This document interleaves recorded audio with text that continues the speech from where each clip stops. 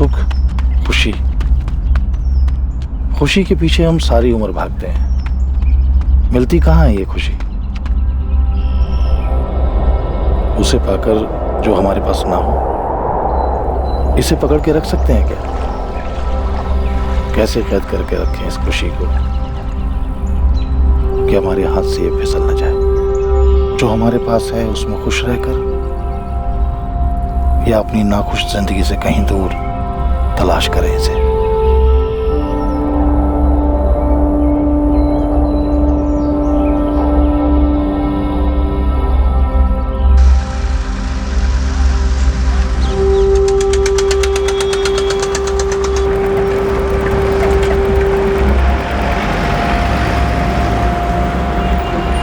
अपनी नाखुशी की हालात में एक दिन मैं सड़क के किनारे खड़ा था, रोज की तरह काम के इंतजार में, और खुशी खुद चलकर मेरे पास आई, अनजान सी।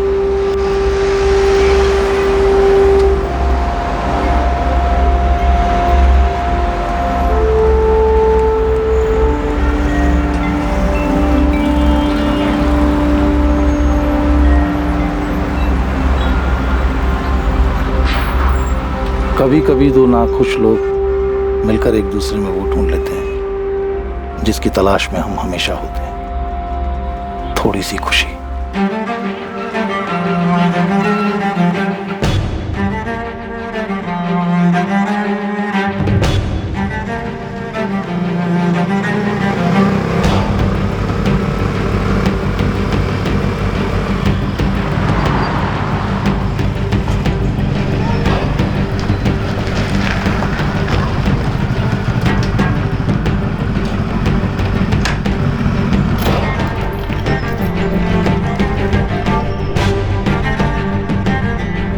गरीबी दिमाग की उपज है। मेरे दिमाग में, मेरी जिंदगी में उतर के देखिए तो पता चलेगा गरीबी क्या चीज है।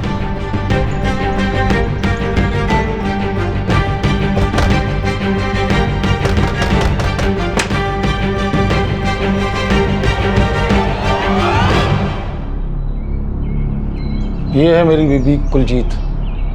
यहाँ शुरू होगी हमारी रोज की महाभारत। कितनी कमाई हुई आज? कमाई छोड़, काम भी नहीं मिला आज तो। काम नहीं मिला तो घर कैसे चलाऊं? रोज रोज खाली हाथ लौटोगे तो क्या खाक घर चलाऊंगी मैं? परसों तो दिए थे पैसे। हाँ जी हाँ, सारी जायदाद मेरे हाथ में रख दी थी ना आपने तो। महंगाई कितनी बढ़ गई उसका अंदाजा भी है आपको? वो पता है महंगाई का मुझे, तुझे शायद एक कारपेंटर की दिहाड़ी का नहीं पता। वैसे मेरी क्या गलती है? अगर अमीरों के पास महंगी से महंगी चीजें खरीदने का तो पैसा है, पर एक मजदूर की दिहाड़ी देने में जान निकलती है। काम कम है, मजदूर ज्यादा है, और जिन्ना बन पड़ता है काम करता ही हूँ। बस जिन्ना है उतने में खुश रहना सीख ले बस। पापा मेरे जूते फट गए हैं और मेरे भी। पुत्र, जूते की तरफ देखो ही मत, पता नहीं चलेगा फटे हुए। और खुश रहो। क्यों खुश रहो? बच्चों ने संत बनाना है क्या? फटे में खुश रहो? क्या खुश रहे? बच्चों के पास, मेरे पास ना ढंग के कपड़े लगते भी नहीं है पहनने वास्ते। बाजार जाती हूँ, दूसरी औरतों को देखती हूँ अच्छे अच्छे गहने कपड़े पहने, ऑटो में घूमती है, गाड़ी में घूमती है, जी चलता है मेरा। और इधर मैं 100-100, 200 ग्राम के लिए सब्जी वाली से झिकझिक करती रहती हूँ। तंग आ गई हूँ मैं तंगहाली से। जितनी चादर होती है ना उतने ही पैर फैलाने चाहिए। इसी डलाक का इंतजार कर रही थी मैं। आपकी जिस चादर में आप पैर रखने के लिए कह रहे हो ना, वो चिंदी हो चुकी है। पैर फैलाना तो दूर, पैर ढकने के लायक भी नहीं बची। अब उसे क्या ओढ़ूं और क्या बिछाऊं?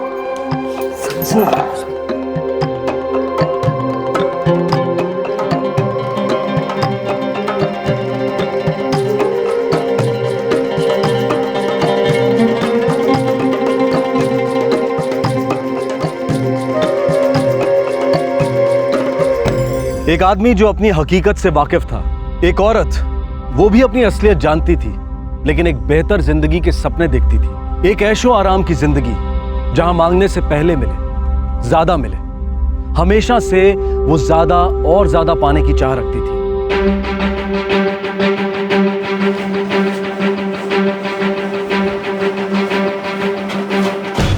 कुलजीत, दाल चढ़ा के काम पे चली जाना, रज्जो देख लेगी। हाँ माँ।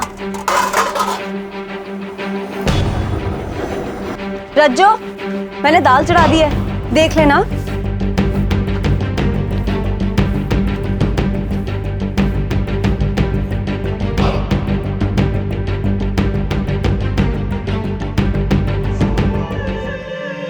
एक दिन आएगा मेरा राजकुमार, सफेद घोड़े पे सवार, इन सबसे कहीं दूर ले जाएगा। सब होगा मेरे पास। कभी ये नहीं सोचना पड़ेगा कि क्या खरीदूं क्या नहीं खरीदूं। जो चाहिए ना वो सब खरीद लूंगी, और जो नहीं चाहिए ना वो भी खरीद लूंगी। एक राजकुमारी को किस बात की फिक्र रज्जू। चल। सफेद घोड़े पे राजकुमार, मेरी शादी में तो घोड़ी भी नहीं। ठीक ठाक कमा लेता है, सुतार है, अपनी ही हैसियत वाला है, लेन देन का भी ज्यादा चक्कर नहीं है, ब्याह भी साथ साथ कर देंगे हैं? चलो चंगा है।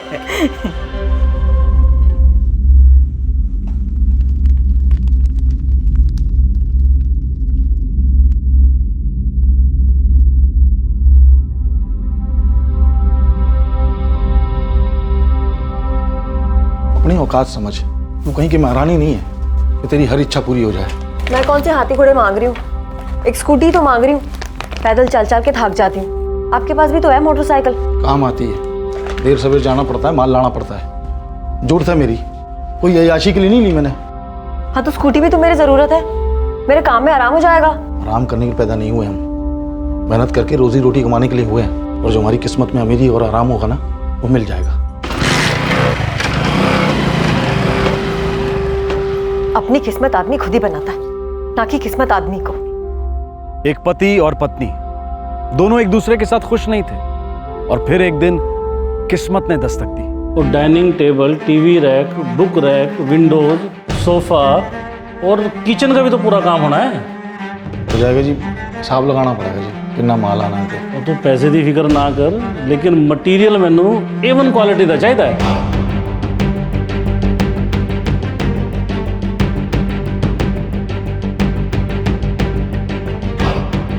ये होगा जी माल का खर्चा, फिर मेरे काम का अलग से होगा। वो कितना होगा? जी पूरे काम में कम से कम महीना लग जाना है जी, तो 3 बंदे और लगेंगे। कुल मिला के हो जाएगा जी 2.5 लाख हो जाएगा जी। 2.5 लाख? वो चंगा जी, काम शुरू करो, एक कम वधिया होना चाहिए। तुसी चिंता मत करो जी, बहुत अच्छा होगा जी काम।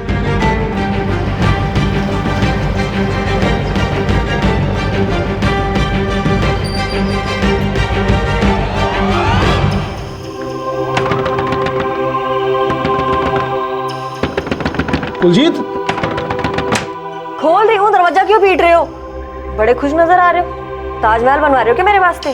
पापा मुझे एक फ्रॉक चाहिए और स्कूल बैग। पापा मुझे एक पेंसिल बॉक्स चाहिए और बैट बॉल। और मुझे ना एक जोड़ी सोने की चूड़ी चाहिए, स्कूटी चाहिए और रुक जा भाई, इतना बड़ा काम कोई रोज रोज थोड़ी आता है। थोड़े पैसे बुरे वक्त के लिए बचा के रखने चाहिए। हम लोग जब भी आपसे कुछ मांगते हैं ना, आपको तभी बचत की सूझने लगती है। 2.5 लाख में 75,000 वर्कर ले जाएंगे, हाथ कितने बचे? 1,75,000। इस तरह पैसे लौटाए ना, फिर वही हाल हो जाने, फायदा की फिर? क्यों हो जाने, अब और मेहनत करो, और ठेके लेकर आओ ना। हम आज जो है उसमें अपने मन की नहीं करेंगे तो कब करेंगे? हाँ पापा दिलाओ ना, मैंने आपको पहले भी बोला था, आपने नहीं दिलवाया था। हाँ पापा दिलाओ ना।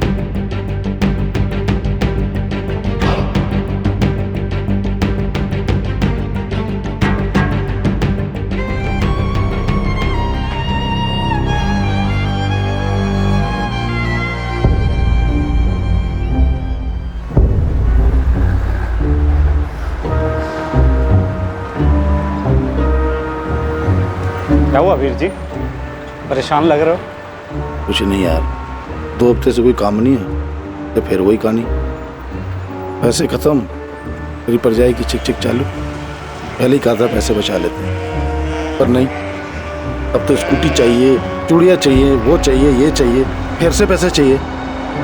काम नहीं है तो पैसे कहाँ से लाऊं यार, डाका डालूं कहीं? घूम फिर के जिंदगी का नक्शा वही का वही।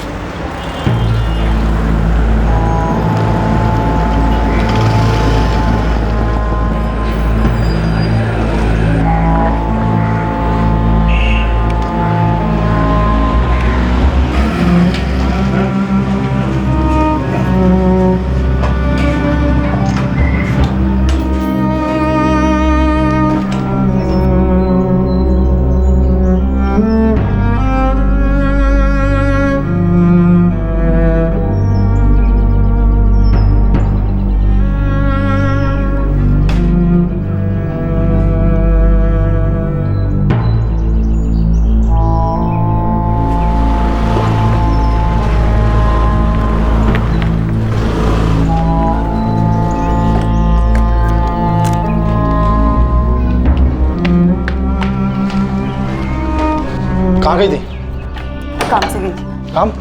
कौन सा काम? मेरी सहेली आई है गांव से, उसी से मिलने गई थी। और आप क्यों इतना सवाल कर रहे हो? आज भी कोई काम नहीं मिला क्या? काम नहीं मिला तो क्या करूं फिर? जगह तो बदल के देख सकते हो। कहाँ जाऊं कहाँ ना जाऊं तुझसे ज्यादा मालूम मुझे। मैं तो सिर्फ सलाह दे रही थी आपको। आपका काम बंद हुआ है, लेकिन मेरा दिमाग नहीं बंद हुआ है, और ना ही मेरी आंखें बंद हुई हैं। कुछ नहीं बचा है इस घर में, सब कुछ दिख रहा है मुझे। कब तक चलता रहेगा ऐसा? मैं वैसे ही बहुत परेशान हूँ, और तू आते ही पैसा पैसा रटने लगी। हाँ, तो अगर घर में पैसे नहीं होंगे तो पैसा पैसा ही करूंगी ना। खुश रहो बोल बोल के ना बच्चों का पेट नहीं भरते। तू आराम से जीने देगी मुझे एक घड़ी के वास्ते?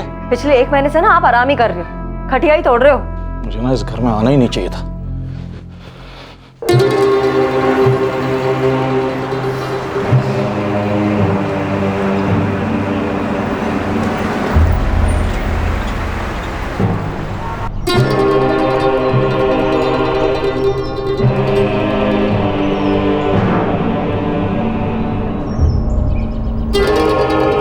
मैं अपनी सहेलियों से मिलने जाती हूँ। और मैं धक्के खाता हूँ पूरे दिन काम के लिए। अरे तो इससे मेरा घर में रहने या नहीं रहने से क्या फर्क पड़ता है? वैसे तो तेरे पास पैसे नहीं होते हैं, फिर स्कूटी के पेट्रोल के पैसे कहाँ से आते हैं जिससे घूमती है पूरे दिन?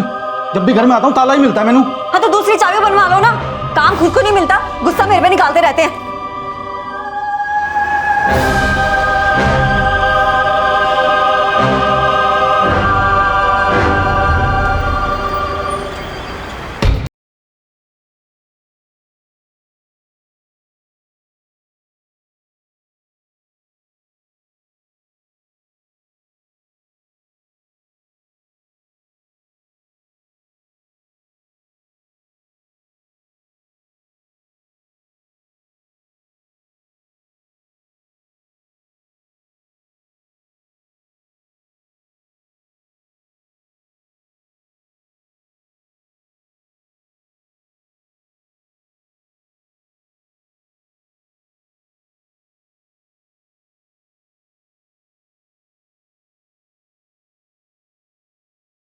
तू घर में रहेगी। आज सुनी तेरी बकवास, अब तो सुन। एक कदम घर से बाहर निकाला ना तो फिर एक शाम भी घर खाली हाथ मत आना। कमाता हूँ तो घर ही लाता हूँ, तब तो उड़ा देती सारे पैसे, और जब मुश्किल वक्त आता है तो भौंक नहीं दे मेरे सामने। थक चुकी हूँ मैं, तुम्हारे आगे हाथ फैला फैला के थक चुकी हूँ मैं। उम्मीद से देखते देखते थक चुकी हूँ। इंतजार ही करती हूँ कि कभी तो कोई दिन आएगा जिस दिन मेरे मन का होगा, लेकिन वो दिन कभी नहीं आएगा।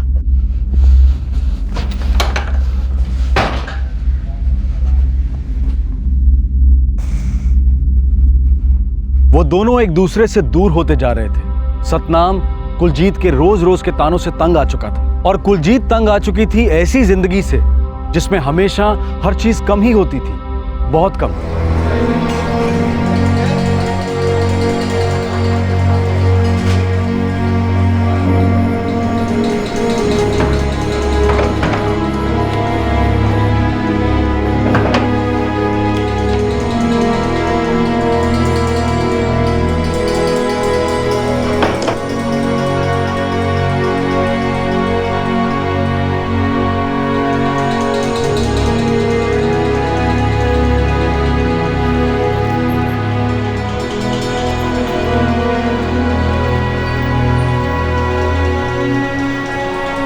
जी क्या है ये सब? रोज पीने लग गए हो आजकल। काम धंधा पहले से ही नहीं है, ऊपर से नशा और किए जा रहे हो। भाई तेरी पर जाई दी कड़ी हुई जुबान से तो चंगा ही है नशा। कम से कम उसकी चिक चिक सुनाई तो नहीं देती। वो जो भी बोलती है ना कुछ समझ नहीं आता, होश ही नहीं रहता, और होश ना ही रहे तो अच्छा है यार। अब तो इसी में सुकून मिलता है बस।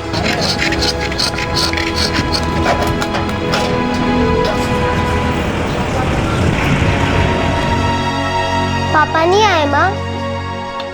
पता नहीं कब आएंगे, आएंगे भी या नहीं रब जाने, कहीं पड़े होंगे दारू पी के।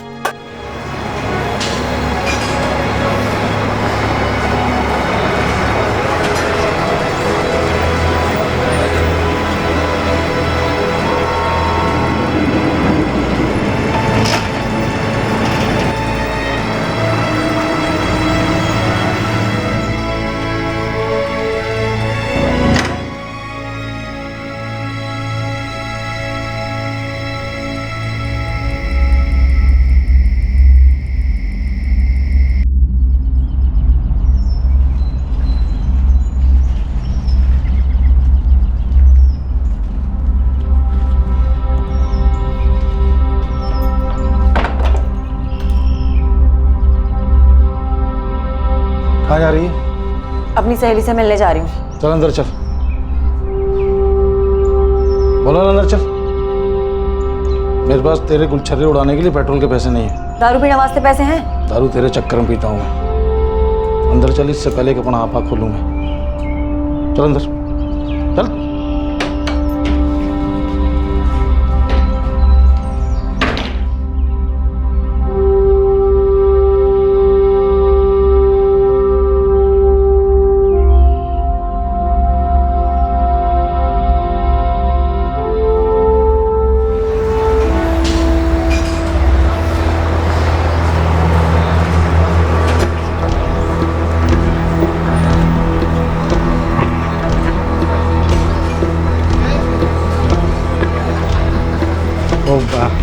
सतनाम वीर जी आए थे क्या? अभी थोड़ी देर पहले निकले। कल आए थे क्या? हाँ कल भी आया था। अभी मैं उनके घर से ही आ रहा हूँ। परजाई जी ने कहा कि पिछले 2 रातों से घर ही नहीं लौटे। अच्छा, हाँ। इसका मुझे कुछ नहीं पता।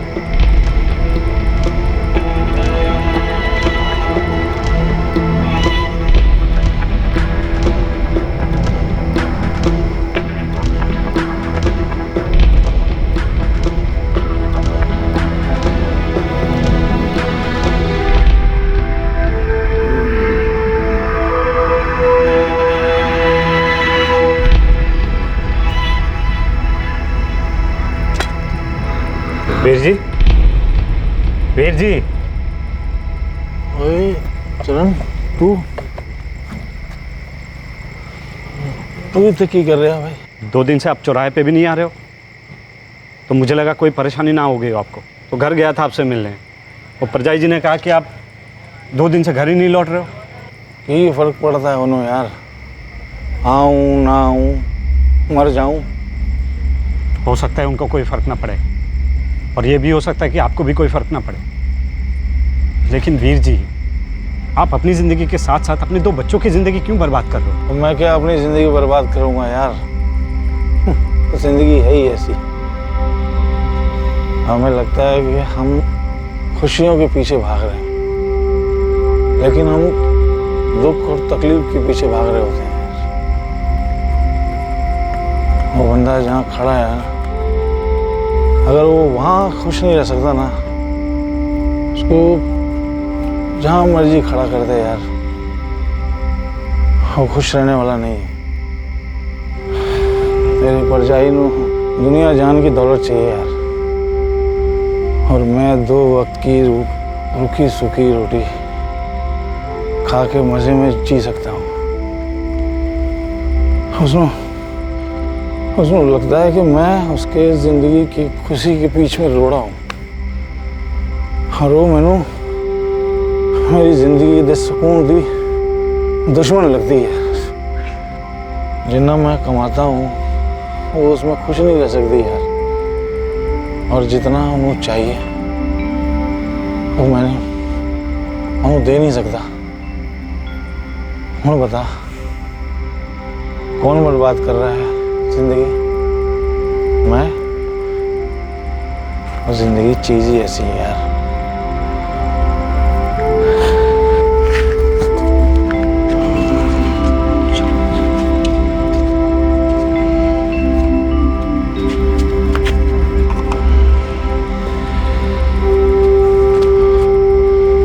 शरण, हाँ बेटी।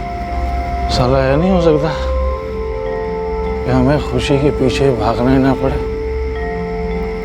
वो खुद अपने आप चले आए हमारे पास,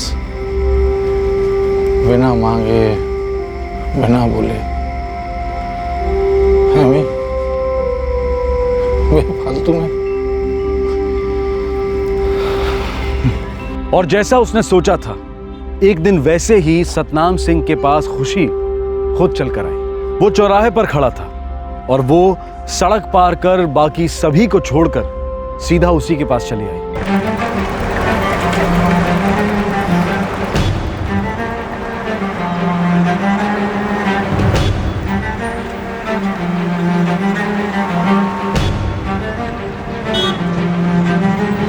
जी कुछ फर्नीचर का काम करवाना था, आप करोगे? ये हम तो पैदा ही इसी वास्ते हुए हैं, चलिए ना। चलिए।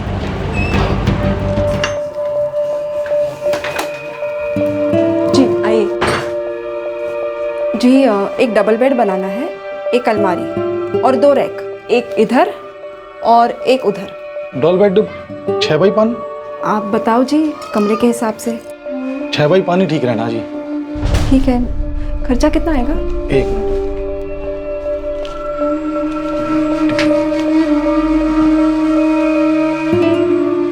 डबल बेड अलमारी थे 2 रैक 7000 मटेरियल था, 5000 लेबर था जी। 4-5 दिन लग जाने लेबर के। ठीक है जी, आप काम शुरू कर दीजिए। हूँ पैसे मिल जाते थे आज ही माल ला के काम शुरू कर देता जी मैं तुरंत।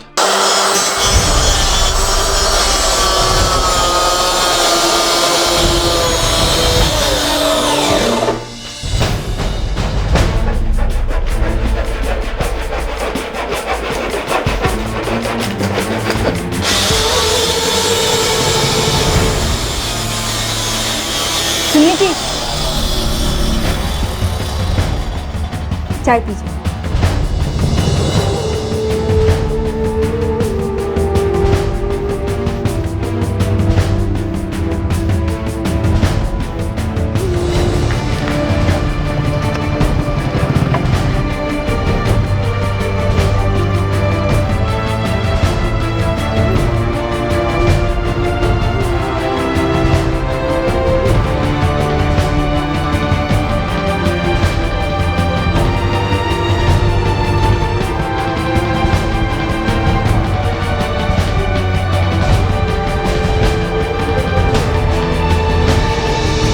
सुनिए, चाय पीजिए।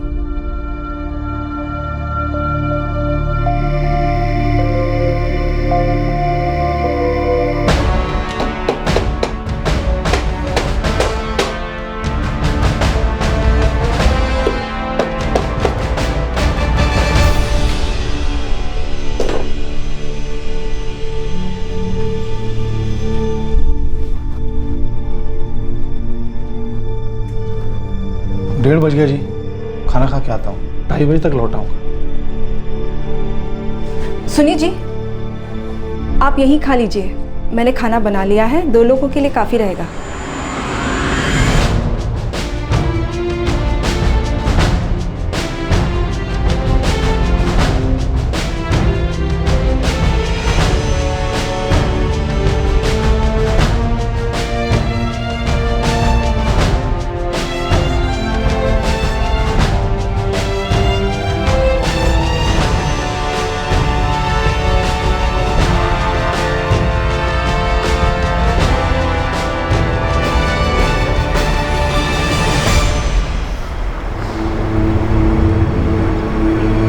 कोई मुस्कुरा के एक प्याला चाय दे दे, कोई हंस के 2 रोटियां परोस दे। छोटी छोटी बातें हैं, लेकिन असल में इसके अलावा चाहिए क्या होता है जिंदगी में।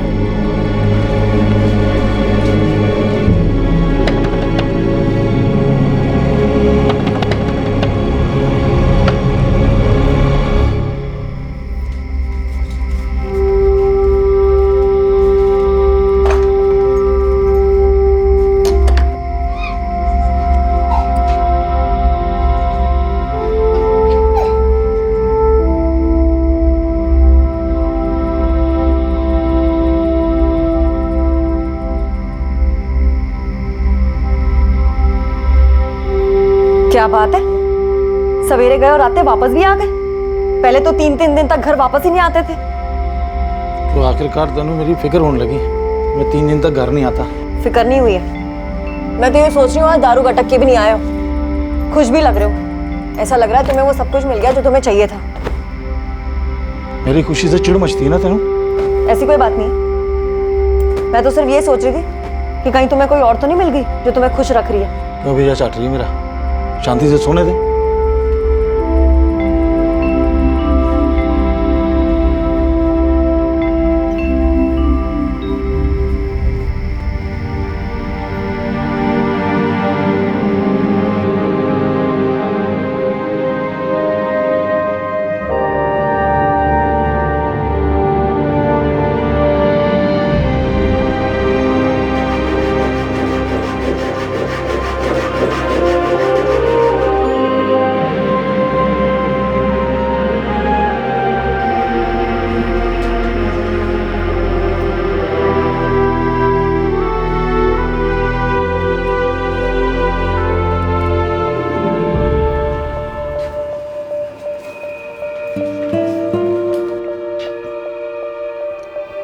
थोड़े नाल कोई रहना नहीं है जी? नहीं, कभी किसी को यहाँ देखा नहीं इसलिए पूछ लिया। जी, मेरे पति मुझे छोड़कर चले गए। परिवार नहीं है, अनाथ हूँ, बच्चे हुए नहीं। आप अकेले इतना सब कैसे संभालती हैं? जब मेरे पति छोड़कर गए थे तो कुछ पैसे दे गए थे, ये घर किराए पे ले लिया। कोई काम शुरू करने का सोच रही हूँ, जिंदगी को नए सिरे से शुरू करने का सोच रही हूँ। मिल जाएगा, कोई ना कोई काम तो मिल ही जाएगा।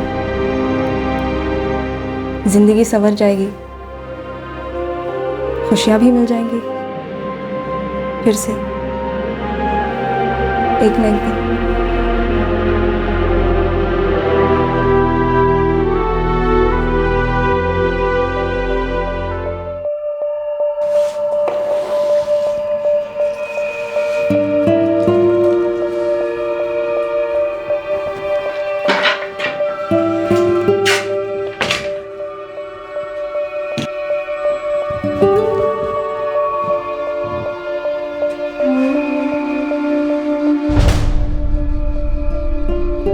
जा रहे हो जी?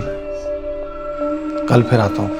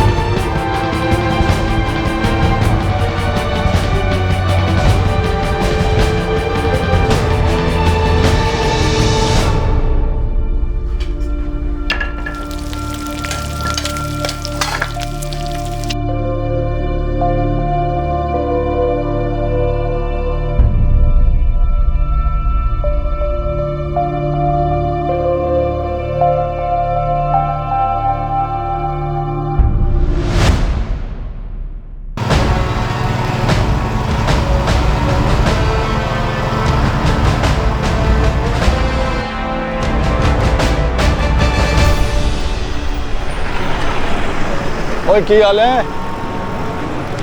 अरे वीर जी, आपको ऐसे देख के अच्छा लग रहा है। तो की मतलब है? बड़े खिले खिले से लग रहे हो। वो परजाई जी मिली थी कल, कह रही थी कि आजकल आप टिकर नहीं जाते। हाँ छड़ दी यार, जिंदगी में इसके अलावा भी बहुत कुछ है। बहुत कुछ का तो पता नहीं, लेकिन कुछ तो है। क्या कुछ तो है? मतलब कोई और मिल गई है क्या वीर जी? मतलब वो राम कह रहा था कि आपको किसी औरत के साथ देखा है, और वो परजाई जी नहीं थी। चरण, कभी कभी आप जहाँ जिस चीज़ को ढूंढते हैं ना, वो वहाँ नहीं मिलती, लेकिन अगर उसका मिलना आपके नसीब में होता है तो खुद ब खुद आपके पास आ जाती है। नहीं समझा ना? नहीं समझेगा। अभी बस तू इतना समझ ले कि मैं खुश हूँ ज़िंदगी में।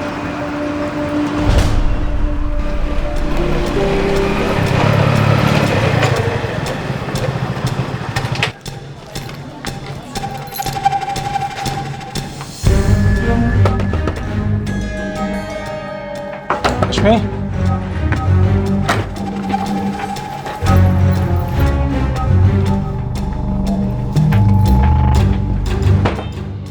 मैंने कभी सोचा नहीं था जो डॉल बैट मैंने थोड़े वास्ते बनाया है वो मेरी जिंदगी में सबसे बड़ी खुशी लेके आएगा। मैंने भी कभी सोचा नहीं था कि मैं आप तक चल कर आऊंगी और मुझे मेरी जिंदगी की सारी खुशियां मिल जाएंगी। रश्मि, कहीं कोई तो होगा जिसने हमारा मिलना तय किया होगा।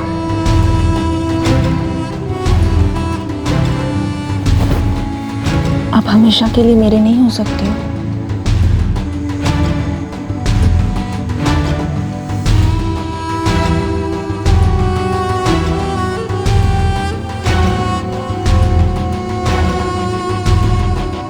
क्या हुआ?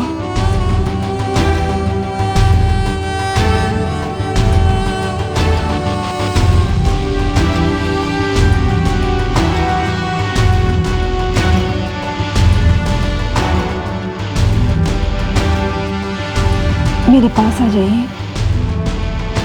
जब आप शाम को जाते हो ना तो सब कुछ बहुत खाली सा लगता है। आप यहीं रुक जाइए।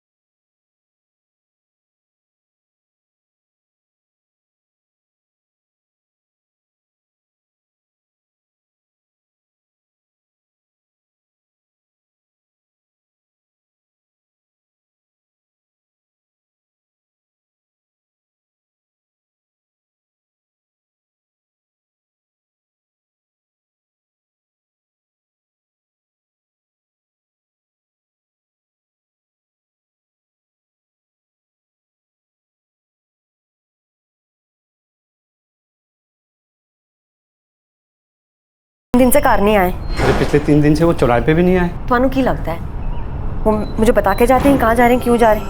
और अगर मैं किसी काम से बाहर चली जाती हूँ ना और मेरे पीछे से वो आ जाते हैं तो 1000 सवाल करते हैं। चाय बना दूँ आपके लिए? नहीं परजाई जी, ठीक है, मैं देखता हूँ।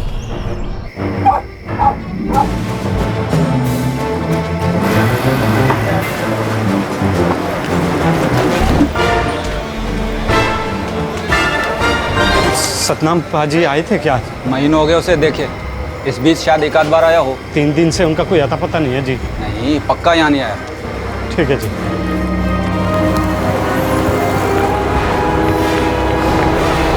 चले, ये देख सतनाम पाई थी फोटो है। ये तो सतनाम वीर जी है। चल चल चल।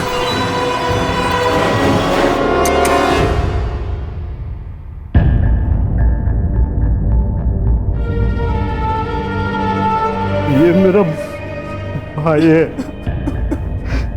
सतनाम सिंह। हम इसका फोटो अखबार में 2 दिन से छपवा रहे हैं। अब देखा तुमने?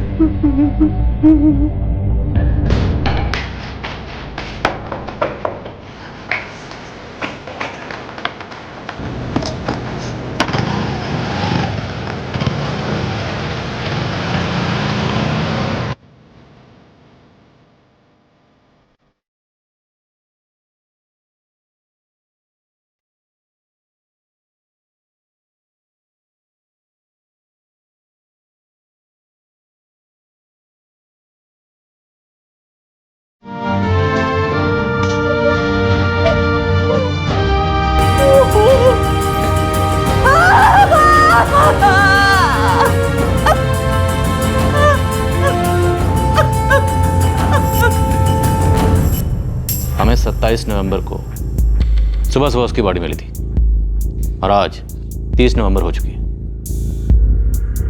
हाईवे के पास एक खड्डे में उसकी लाश मिली थी।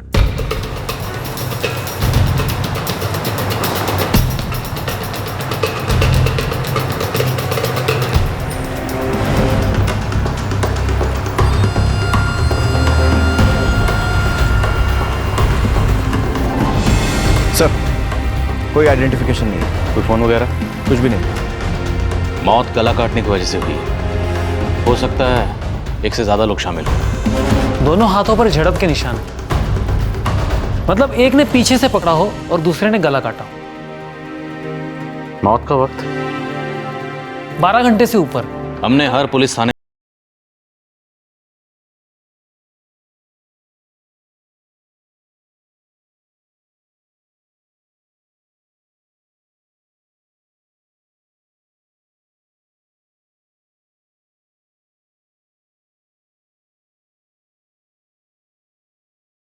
उनकी घर वाली। हाँ जी, कई बार वो कई दिन तक घर वापस नहीं आते थे,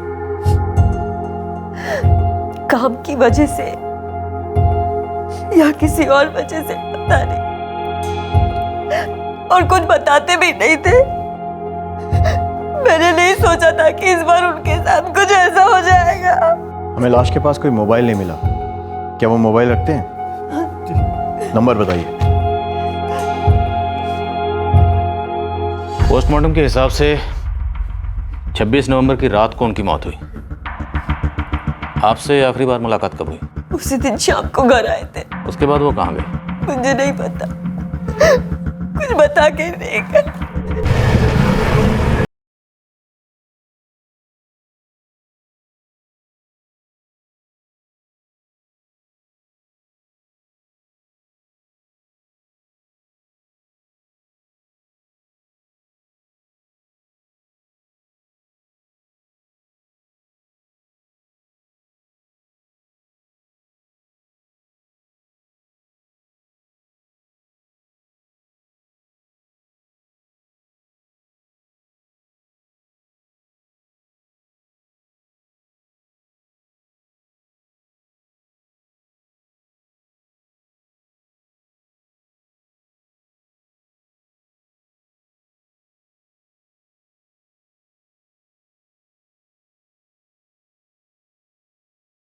सहेली की मेहंदी से वापस लौटी थी,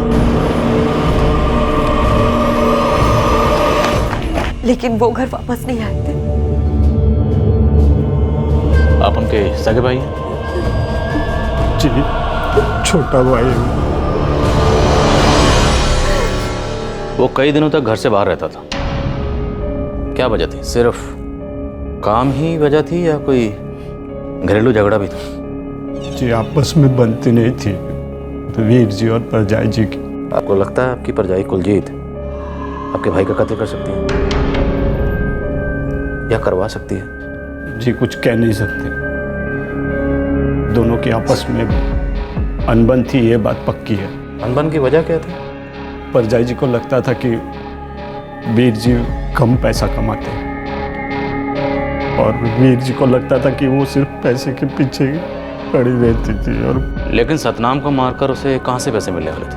पता नहीं जी। सतनाम के मरने से और किसको फायदा हो सकता है? जी, वो मेरी तरह कारपेंटर ही थे, एक गरीब दिहाड़ी करने वाला मजदूर। मुझे नहीं लगता उनको मार के किसी को भी कोई भी फायदा हो सकता जी। जब वो घर नहीं लौटा तो तुम उसे ढूंढने के लिए कहाँ कहाँ गए? पहले उनके घर गया था जी, फिर दारू के ठेके पे गया था। वो शराब पीता था? जी हाँ, पीने लग गए थे बीच में। जब घर के झगड़े और रोज के खिचखिच से वो ज्यादा परेशान हो गए थे। सर, सतनाम के मोबाइल में जितने भी नंबर्स मिले सब उन्हीं लोगों के हैं जिनके साथ वो काम करता था। एक दो क्लाइंट्स के भी हैं, पर ज्यादा नंबर्स नहीं है। आखिरी लोकेशन क्या है? हाईवे के पास। ये गरीब कारपेंटर को मारकर किसी को क्या फायदा हो सकता है?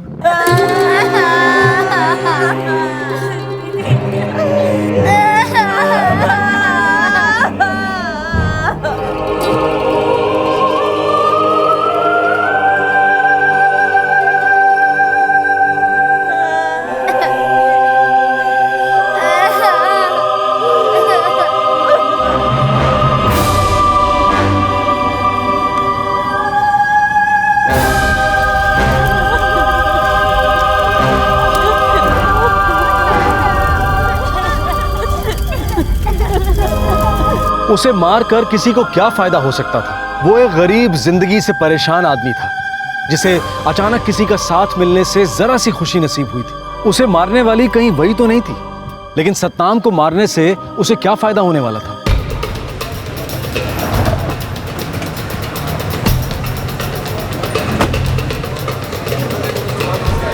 साहब जी, उसका भाई चरण भी यहाँ आया था पूछने के लिए। उसे भी मैंने यही बताया था कि पहले सतनाम यहाँ लगातार आता था और शायद उस वक्त बहुत दुखी था वो सब। फिर बाद में उसने यहाँ आना बंद कर दिया? अभी काफ़ी टाइम से नहीं आया था। अचानक उसने आना बंद क्यों किया? अब मैं कैसे बताऊँ? हो सकता है उसकी तकलीफ़ कम हो गई हो या उसे ऐसी खुशी नसीब हो गई हो जो उसे अभी तक ना मिली हो। क्या वजह हो सकती है? वो अपनी बीवी से नाखुश था। क्या उसे कोई और औरत मिल गई? लेकिन सर, अगर कोई दूसरी औरत भी थी तो वो उसे क्यों मारेगी? हो सकता है उसकी परेशान बीवी इस दूसरी औरत के बारे में जानकर और परेशान हो गई हो।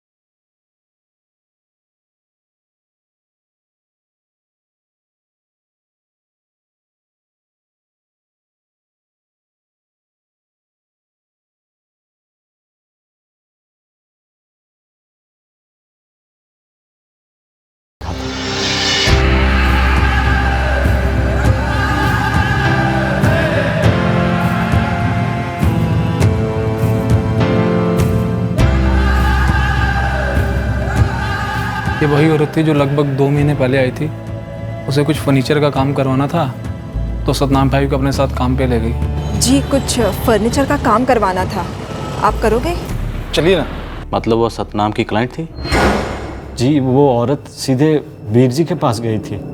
हाँ जी साहब जी, कई सारे लोग खड़े थे लेकिन वो औरत काम की बात करने सीधे सतनाम पाजी के पास गई और उनको काम के लिए अपने साथ ले गई। इतने सारे लोग खड़े थे लेकिन फिर भी वो सीधे सतनाम के पास गई? जी, हो सकता है सतनाम को पहले से जानती हो। नहीं, ऐसा नहीं है। ऐसा कुछ होता तो मुझे ज़रूर पता होता। आप लोगों के पास उसका कोई फ़ोन नंबर या आता पता है?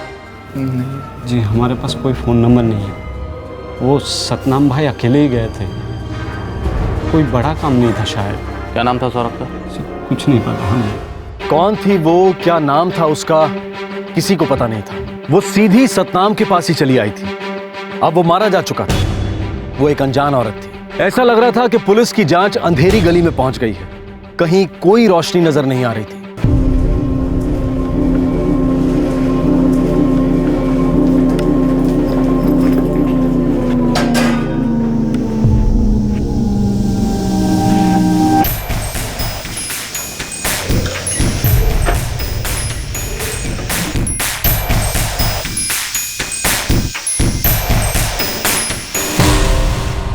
कहाँ जा रही है?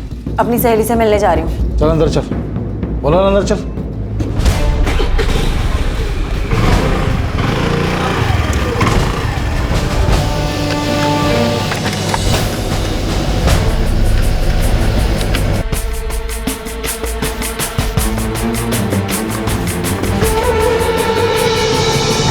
सर, सतनाम की कॉल लिस्ट में हर किसी को फ़ोन करके देख लिया पर उस औरत का कुछ पता नहीं चल रहा है। ये औरत पहली बनती जा रही है।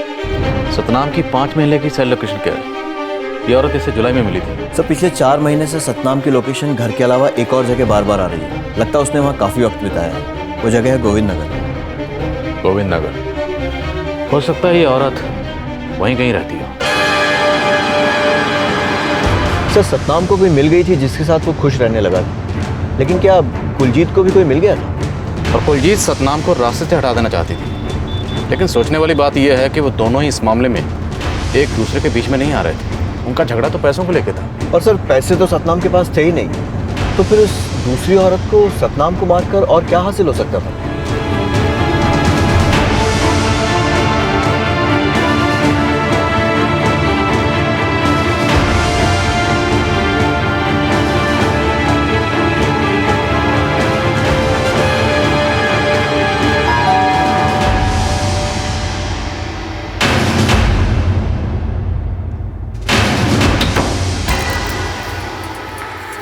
साहब यहाँ 80 मकान हैं। जुलाई के महीने में किसके घर में फर्नीचर का काम हुआ हो ये बताना तो मुश्किल है।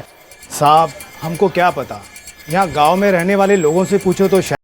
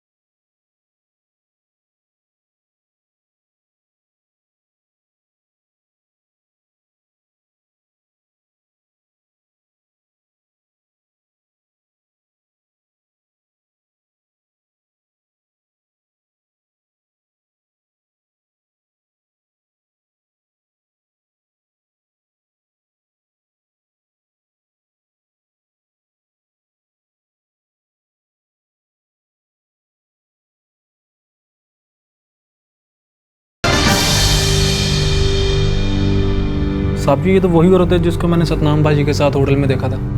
जी साहब, ये वही औरत है जो उस दिन चौराहे पे आई थी और वीर जी को अपने साथ में लेके गई थी। जी कुछ फर्नीचर का काम करवाना था, आप करोगे? उस औरत का फोन डिस्कनेक्टेड है। कब से? काफी टाइम से। इसका मतलब है इस औरत ने जानबूझकर अपनी मकान मालिकिन को वो नंबर दिया जो काफी देर से बंद था। दाल में कुछ काला है। एक काम करो, इसकी कॉल डिटेल निकलवाओ, हो सकता है उससे कुछ सुराग मिले। सर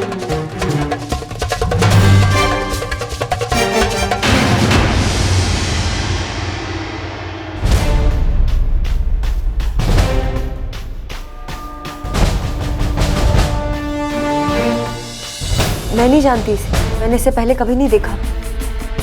यही है जो सतनाम को काम करवाने के लिए अपने घर ले गई थी। शायद यही वो औरत है जिससे सतनाम को खुशी मिल रही है, लेकिन ये उसे मारेगी क्यों या मरवाएगी क्यों, ये समझ में नहीं आ रहा।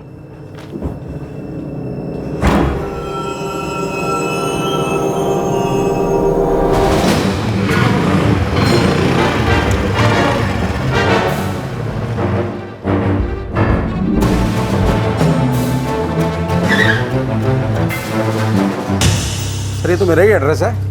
आपका ये एड्रेस दिया है रश्मि कौर ने अपने रेंट एग्रीमेंट में, और लिखा है कि ये उसके पति का घर है। अब मैं किसी रश्मि कौर को नहीं जानता हूँ, मैं तो ऑलरेडी शादीशुदा हूँ। मंजीत, सर ये मेरी धर्मपत्नी है और मेरी सिर्फ इससे ही शादी हुई है। क्यों या जी? और कुछ नहीं, किसी और ने 420 की, लेकिन तू चिंता मत कर। सर रेंट एग्रीमेंट में रश्मि ने फर्जी पता दिया। मुझे तो इसकी हर बात फर्जी लगती है। जिस महीने इसने मकान किराए पे लिया उसी महीने ये सतनाम से मिली। जिस दिन सतनाम की लाश मिली उससे अगले ही दिन इसने घर छोड़ दिया। इसका पति इसको छोड़कर चला गया। मुझे तो ये कहानी भी झूठी लगती है। लेकिन सर इसने इतना सब सिर्फ सतनाम को मारने के लिए किया।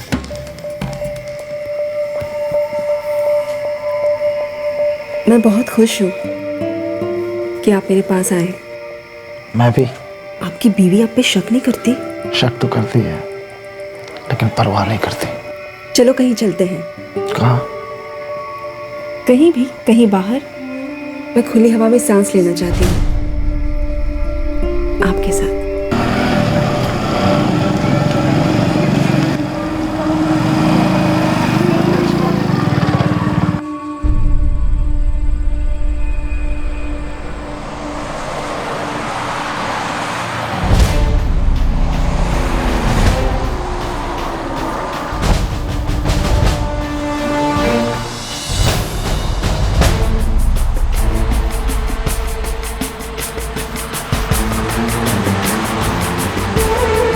क्यों है भाई साहब?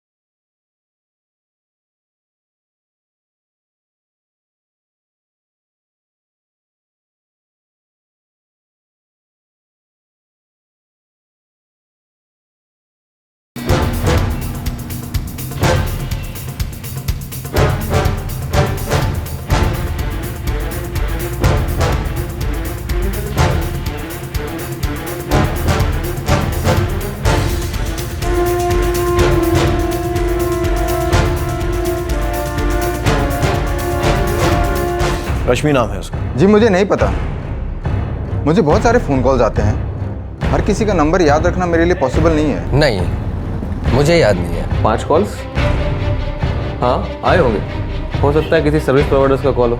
जी नहीं, मुझे ये नंबर याद है। जी हाँ, रश्मि कौर, रश्मि नाम है। जी हाँ, रश्मि नाम है, रश्मि नाम है उसका। हाँ जी, रश्मि नाम।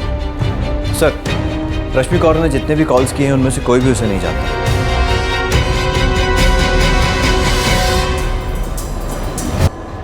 इस रश्मि को पंकज अच्छे से जानता है। ये पंकज है कौन और रश्मि को कैसे जानता है?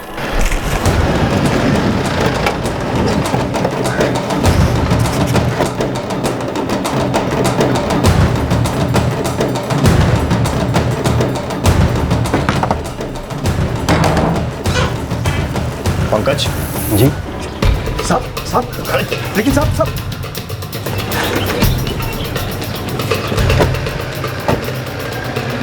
रश्मि ने किया क्या है साहब? Call girl? ये कॉल गर्ल रश्मि मिलेगी कहाँ? उसने किया क्या है साहब? मर्डर। क्या? वो ऐसा नहीं कर सकती साहब।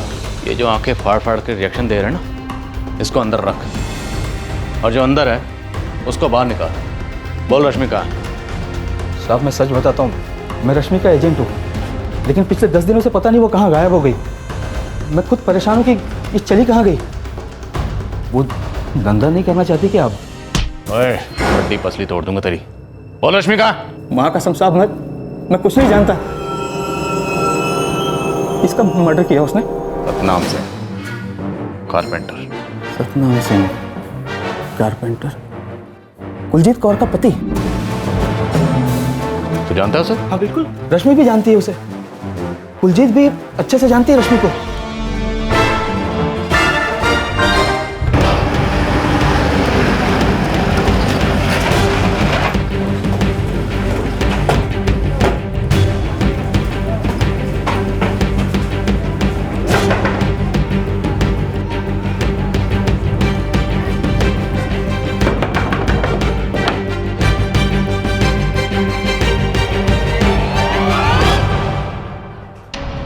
कोई खुशी नहीं थी, ये खुद चल के सतनाम के पास आई थी, और ना ही किस्मत थी। वो एक साजिश थी, एक चाल था। आप ये क्या बोल रहे? मुझे कुछ समझ में नहीं आ रहा है। हम समझा देते हैं। वो औरत जो सीधे चलकर तुम्हारे पति के पास आई थी, वो कोई क्लाइंट नहीं थी जिसका काम तुम्हारे पति ने किया था। क्लाइंट तुम थे, जिसके लिए रश्मि ने सारे काम को अंजाम दिया था। शक तो हमें पहले से था, लेकिन इस दूसरी औरत के एंगल ने हमें भटका दिया था, और इसे भटकाने में रश्मि ने बड़ा अच्छा काम किया था। इनफैक्ट तुमने रश्मि से बड़ा अच्छा काम करवाया।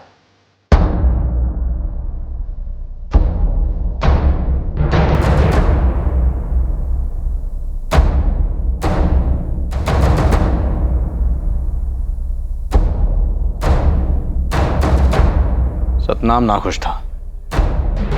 रश्मि उसकी नाखुशी की वजह जानती थी और तुमने सतनाम को इसी खुशी और नाखुशी के जाल में फंसाकर मरवा डाला।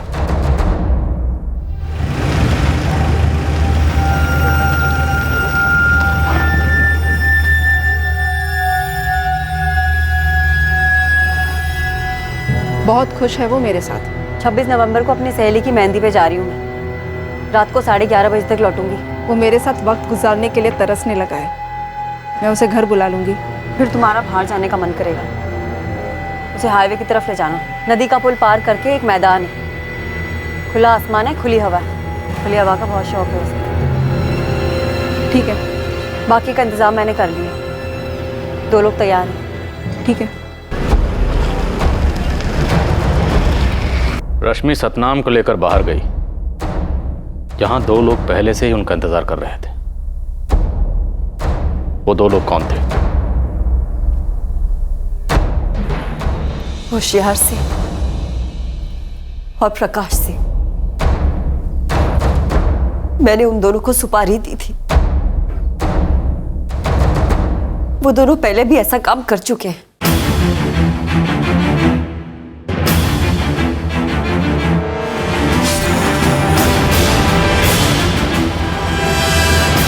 तुमने अपने पति को मरवाने के लिए तो हिस्ट्री शीटर्स को सुपारी दी, उसे जाल में फंसाने के लिए रश्मि को हायर किया। तुम और रश्मि एक दूसरे को पहले से जानते थे? इस साजिश को पहले से रचा गया? नहीं, उससे तो मैं सिर्फ 6 महीने पहले ही मिली थी। तो यह साजिश 6 महीने पहले रची गई? तब तो मैं उसे सिर्फ देखती रहती थी। उसके पास वो सब कुछ था जो मैं हासिल करना चाहती थी, जिसके मैं ख्वाब देखा करती।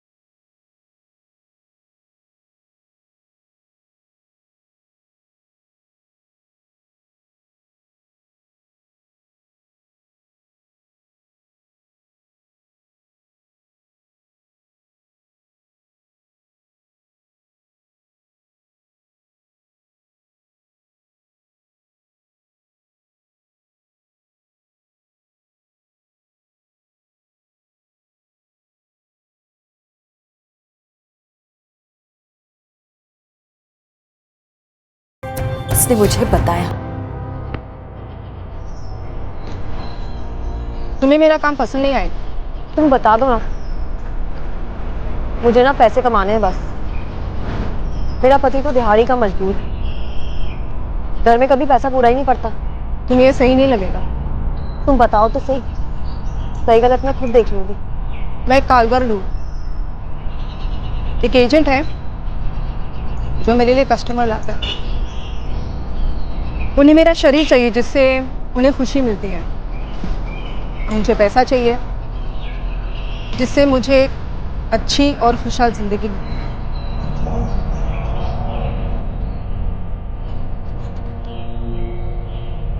हम कभी भी खुश नहीं थे।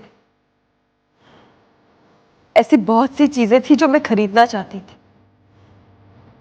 मैं हमेशा एक अच्छी जिंदगी के सपने देखा करती थी। जो चाहिए ना वो सब खरीद लूंगी, और जो नहीं चाहिए ना वो भी खरीद लूंगी। एक राजकुमारी को किस बात की फिक्र रंजू, लेकिन वो कोई घोड़े पे सवार राजकुमार नहीं था। वो एक गरीब आदमी था, बहुत दुखी था।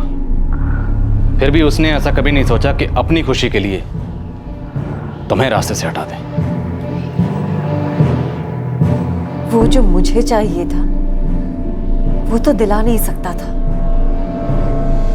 लेकिन जो मैं खुद हासिल करना चाहती थी उसमें रास्ते का रोड़ा बन जाता। मेरा दिन सच समझ के स्कूटी से घूमती रहती, पता नहीं कहाँ जाती है।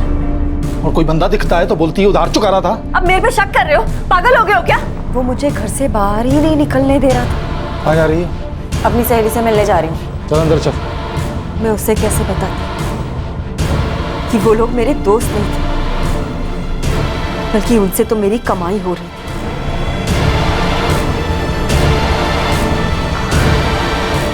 उनके साथ वक्त गुजारने के वो मुझे पैसे देते थे। ये बात एक पत्नी अपने पति से कैसे कह सकती? लेकिन एक पत्नी अपने पति की जान ले सकती है ताकि वो उसके धंधे के बीच में ना आए। हाँ,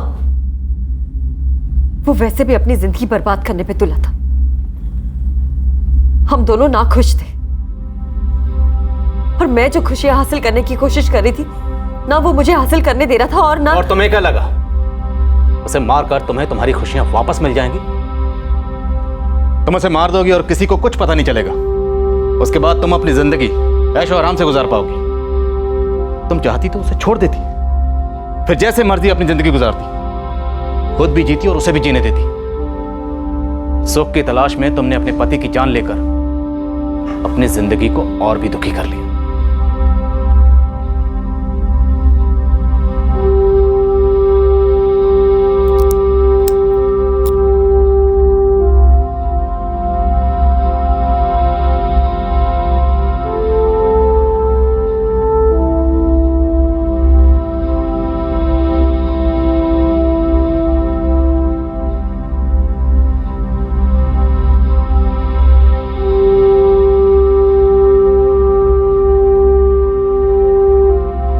कत्ल में कुलजीत के दोनों साथी होशियार सिंह और प्रकाश सिंह एक हफ्ते बाद पकड़े गए। तीनों आरोपी अभी न्यायिक हिरासत में हैं। इन पर कत्ल के लिए दफा 302, सबूत मिटाने के लिए दफा 201 और साजिश के लिए दफा 120 भी लगाई गई है। सतनाम को फंसाने के लिए कुलजीत ने जिस औरत रश्मि को हायर किया था वो अभी तक फरार है। कुलजीत के बच्चों की देखभाल सतनाम के भाई बहन कर रहे हैं। सतनाम के हालात ने उसकी खुशियों की तलाश को एक रूप दिया और कुलजीत की हकीकत से दूर भागने की चाहत ने उसकी खुशियों की तलाश को अपना एक अलग रूप दिया। कुलजीत ने सतनाम का कत्ल करवा के बहुत गलत किया।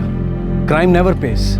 जुर्म से कभी किसी का कोई फायदा नहीं होता। वो गरीब थे, उनके पास पैसे नहीं थे, वो चीजें नहीं थी जिनके वो सपने देखते थे, जिन्हें वो पाना चाहते थे। ये था उनके दुख का कारण। अक्सर लोगों के दुख का कारण यही होता है, जब हमें लगता है कि हम इतना ही हासिल कर सकते हैं और हमारे हालात से बाहर निकलने का और कोई रास्ता ही नहीं है। अगर दूसरी तरह से सोचा जाए तो क्या पैसे